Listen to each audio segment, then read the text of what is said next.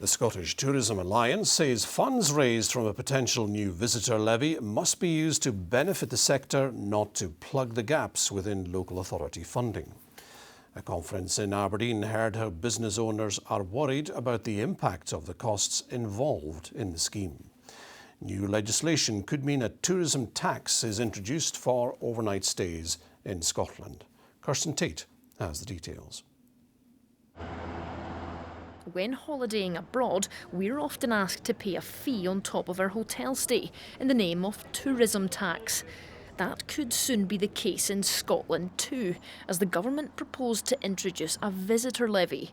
However, Scottish tourism bosses say the money must be spent solely on improving tourist experience. Local authorities, of course, have real challenges around their budgets, and I guess where that investment into making the destination proposition even better than it already is for a tourist or anybody who chooses to visit is where we would, as an industry group, want to see the levy being invested and how that money is then invested. It's not to be used and hypothecated to be a substitute for shortfalls in budgets in other areas of local authority budgetary challenges.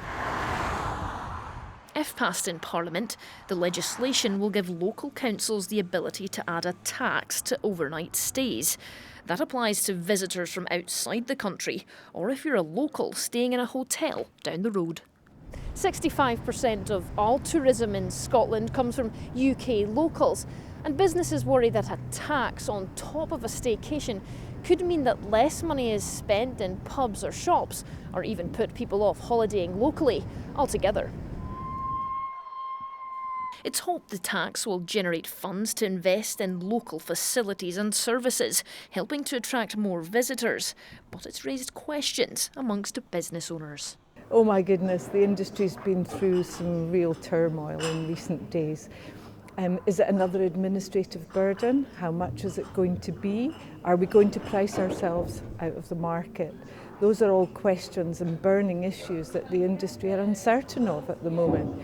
We don't know where it's going to end up. We don't know how much it's going to be. We don't know how much it's going to increase the cost of people coming to our business. If passed in Parliament, the tax could come into force in spring 2026. Kirsten Tate, STV News.